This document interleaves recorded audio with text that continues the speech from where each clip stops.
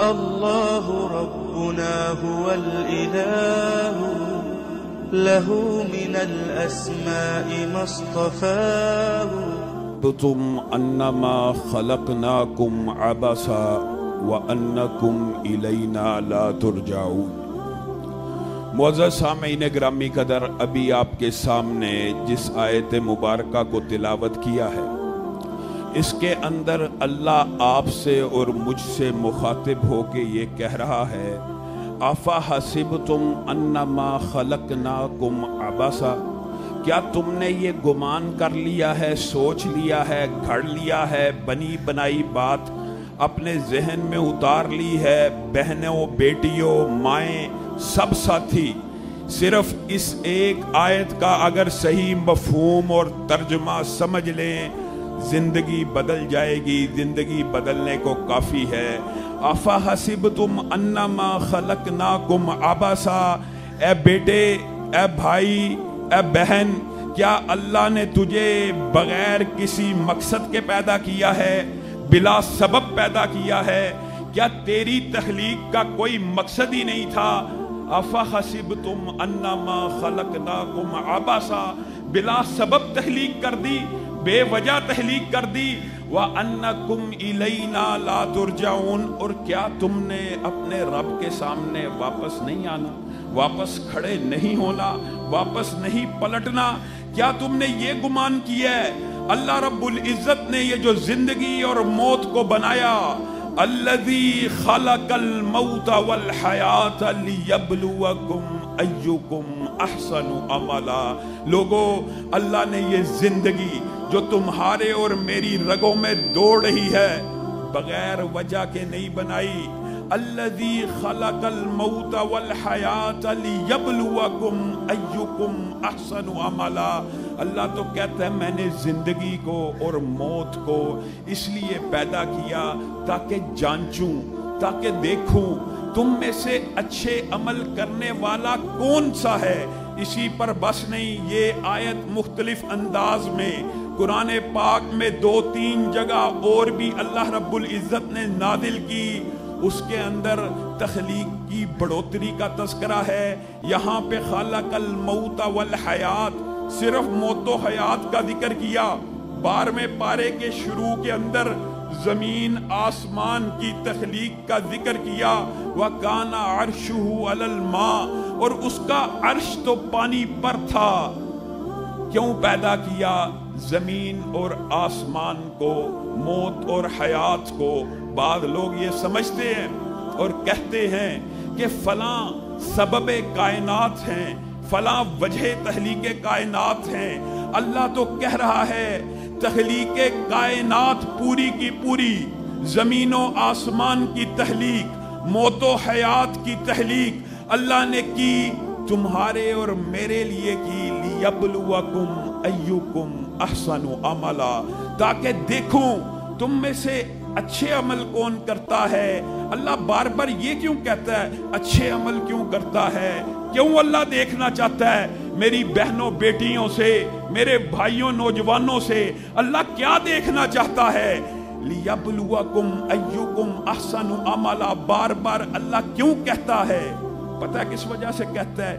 تاکہ اس کے بدلے میں تمہیں تمہارے آبائی گھر، تمہیں تمہارے آبائی وطن، تمہیں تمہارے اصل مقام کی طرف لے جائے۔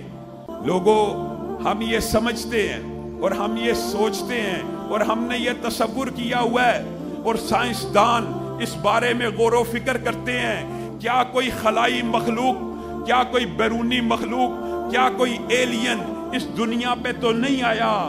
یاد رکھو، اس دنیا کے اوپر کوئی ایلین اگر ہے، میں اور تم ہو۔ وجہ کیا ہے؟ ہمیں اس دنیا کے لیے نہیں بنایا گیا، ہمیں پیدا کیا گیا، ہماری ڈائی بنائی گئی، ہماری تخلیق کی گئی۔ کس کے لیے کی گئی؟ جنت کے لیے کی گئی۔ وجہ کیا ہے؟ آدم کو اللہ نے پیدا کیا، آدم نے کوئی نیکی کی؟ ابھی نیکی کی ابتدا بھی نہیں تھی ہوئی، تمہارے اور میرے باپ کو اللہ رب العزت نے جنت میں داخل کر دیا تھا۔ مقصد کیا؟ بات کا مطلب کیا؟ خلاصہ کیا نکلا؟ اللہ رب العزت نے تمہیں اور مجھے در حقیقت پیدا ہی جنت کے لیے کیا ہے۔ یہ جو ہمارا جسم ہے یہ اس دنیا میں آ کے بیمار کیوں ہو جاتا ہے؟ کیونکہ ہم یہاں پہ ایلینز ہیں، ہم بیرونی دنیا سے آئے ہیں۔ یہ موسم، یہ ہوا، یہ فضا، یہ سورج ہمارے جسم سے کمپیٹیبل نہیں، ہمارے ساتھ مطابقت نہیں رکھتا، مناسبت نہیں رکھتا۔ دنیا میں کوئی ایک انسان ایسا موجود نہیں جس کو کوئی نہ کوئی مرد لاحق نہ ہو۔ وجہ یہ ہے یہ دنیا اللہ نے تیرے اور میرے ہمیشہ رہنے کے لیے نہیں بنائی۔ ہاں، جو وطن اللہ نے تیرے اور میرے لیے بنایا تھا، اگر اس وطن میں جائیں گے کوئی بیماری نہیں ہوگی، انسان کی جوانی نہیں ڈھلے گی، عمر ختم نہیں ہوگی، جسم کمپیٹیبل ہے، مناسبت رکھتا ہے، مطابقت رکھتا ہے، اس اصل وطن کے ساتھ رکھتا ہے۔ دنیا کو بنایا اس لیے گیا لیبلوکم ایکم احسن عملا، تم میں سے اچھے عمل اللہ کی بات کون مانتا ہے، اچھے عمل کون کرتا ہے، اللہ کے کہے پہ کون چلتا ہے، پھر اللہ بدلے میں تمہیں تمہارے اصل وطن کی طرف واپس لوٹا۔ افحسبتم انما خلقناکم عبثا، لوگو تم نے یہ گمان بھی کیسے کر لیا اللہ نے یہ دنیا کھیل کود کے لیے، تماشے کے لیے بنائی؟ اللہ کہتا ہے اگر میں نے یہ دنیا تماشے کے لیے بنائی ہوتی میں اس سے بہت بڑا کوئی تماشا چنتا، یہ تماشے کے لیے نہیں بنی۔ وَمَا خَلَقْتُ الْجِنَّ وَالْإِنسَ إِلَّا لِيَعْبُدُونَ، تمہیں اب پیدا کیا ہے تو تمہارے اوپر ایک بات کو فرض کرتا ہوں، اس دنیا کے اندر رہتے ہوئے اب صرف میری عبادت کرنی ہے۔ لوگو آپ کو ایک بات بتلانا مقصود ہے، وہ کیا ہے؟ اگر اللہ نے آپ کو اور مجھے بلا وجہ پیدا کیا ہوتا تو ہمارے ارد گرد اعمال کی حفاظت کا اتنا عمدہ، اتنا خوبصورت سسٹم نہ ہوتا۔ اللہ نے اعمال کی ریکارڈنگ کا ایک بندے کے لیے کتنا لمبا چوڑا سسٹم بنا رکھا ہے۔ ما یلفظ من قول الا لدیہ رقیب عتید، انسان حلق سے کوئی آواز نہیں نکالتا لیکن ریکارڈ کرنے والے فرشتے ریکارڈ کر لیتے ہیں۔ اسی پر بس ہے اذ یتلقی المتلقیان عن الیمین وعن الشمال، انسان کوئی عمل بغیر زبان کے کرتا ہے، کچھ عمل زبان کے ساتھ ہیں، سبحان اللہ، الحمدللہ، اللہ اکبر، کسی کو برا کہنا، کسی کی غیبت کرنا، چغلی کرنا، فساد ڈالنے کے لیے گفتگو کرنا، اس کو تو ریکارڈ کرنے والے فرشتے ریکارڈ کر رہے ہیں۔ لیکن کچھ اعمال ہاتھ سے ہیں، بیوی کے منہ میں کھانا ڈالنا، غریب کی جیب میں پیسہ ڈالنا، بے کس مفلوق الحال کی مدد کرنا، نعوذ باللہ گندے عمل بھی ہاتھ سے ہوتے ہیں لیکن وہ منہ سے ادا نہیں ہو رہے ہوتے۔ تو اذ یتلقی المتلقیان عن الیمین وعن الشمال، کون ہے جو دائیں والے کی ریکارڈنگ سے بچ جائے؟ کون ہے جو بائیں والے کی ریکارڈنگ سے بچ جائے؟ کرامن کاتبین کی ریکارڈنگ سے کون بچ سکتا ہے؟ کسی کے ذہن میں یہ اندیشہ آ سکتا ہے، یہ وسوسہ آ سکتا ہے، کوئی خیال آ سکتا ہے کہ یہ تو اللہ نے صرف لفظ کے بارے میں کہہ دیا، ہاتھ کے عمل کے بارے میں کہہ دیا۔ ہم نے تو حدیث پڑھی تھی، ہم نے تو حدیث سنی تھی کہ انسان جب نیکی کا خیال بھی لاتا ہے، ابھی ارادہ بھی نہیں ہوتا، ابھی ارادہ بھی نہیں، نیت بھی نہیں، ابھی کرنے کا عدم بھی نہیں، اٹھنے اس عمل کی طرف جانے کی ہمت بھی نہیں جٹاتا، صرف سوچتا ہے کہ میں یہ کام کروں گا، میں عمرے پہ جاؤں گا، میں حج پہ جاؤں گا، میں مسجد والوں کو پیسے دوں گا، میں کسی غریب کی مدد کروں گا، ابھی سوچتا ہے۔ نبی کریم کہتے ہیں اس کی بھی نیکی لکھ لی جاتی ہے۔ وہ نیکی کیسے لکھی جائے گی؟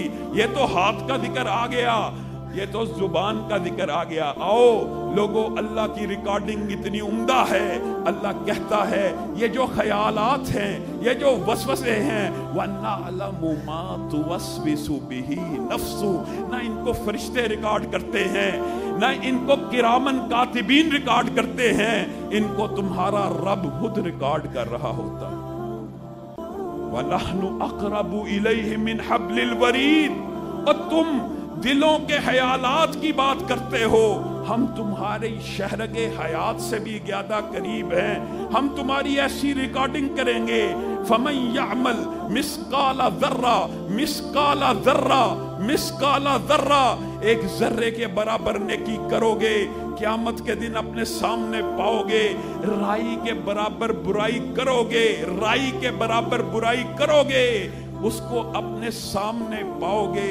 लोगों, सिर्फ ये रिकॉर्डिंग की जो दास्तान है, ये जो सिर्फ रिकॉर्डिंग की दास्तान है, कल जालिम बंदे, कल गुनाहगार, कल गुनाहों में लुथड़े हुए, मासियत के अलूदा, कल लोग इस रिकॉर्डिंग के बारे में कलाम हमीद में आता है, पता क्या अल्फाज कहेंगे?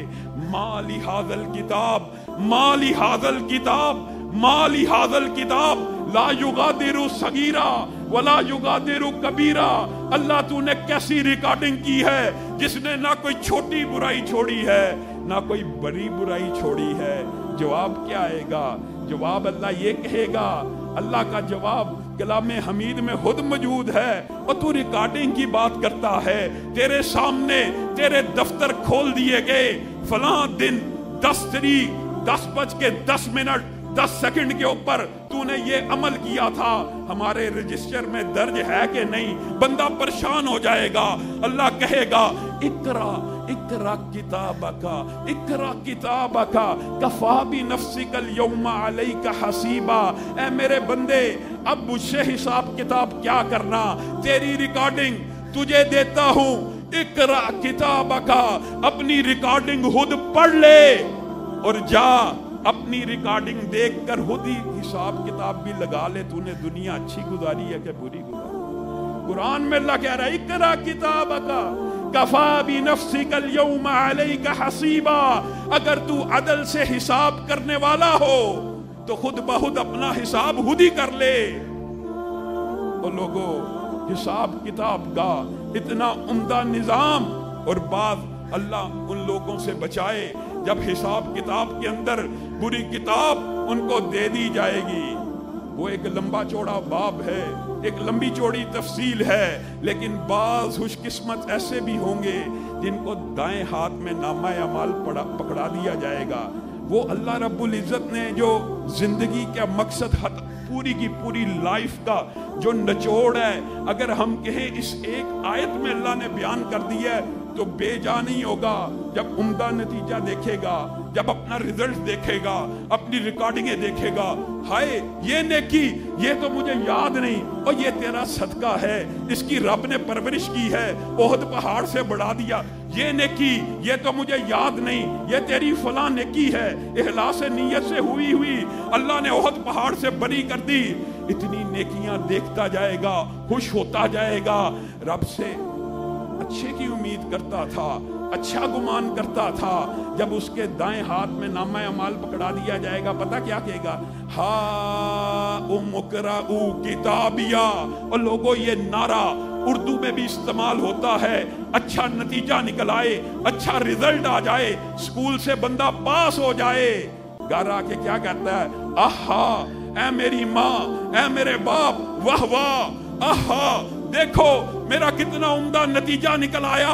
कल अरबा अरब खरबा खरब इंसानों के सामने खरबा खरब साल की जिंदगी के लिए जब उम्दा नतीजा निकल आएगा, कहेगा हा उमुकराउ किताबिया इन्नी ज़ननतु अन्नी मुलाकिन हिसाबिया।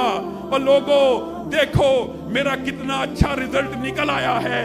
सिर्फ इस बात पे निकला है, इस बात पे निकला है कि मुझे उम्मीद थी एक दिन मेरी मेरे रब से मुलाकात होनी है। आज मैं और आप अफा हसिबतुम अन्नमा खलकनाकुम अबसा, हमने ये गुमान कर लिया यही जिंदगी खेल कूद है, यही जिंदगी असल है, यही हकीकत है। कितनी गलत सोच है, कितनी गैर मंतकी सोच है, कितनी कम अकली की बात है। इंसान 60, 70, 80 बरस की जिंदगी गुजारने के लिए सुबह घर से निकलता है, तैयार होता है, 8 घंटे 10 घंटे 12 घंटे ऐसे ऐसे लोग मौजूद हैं जो 14, 14, 15 घंटे काम करते हैं। किसके लिए?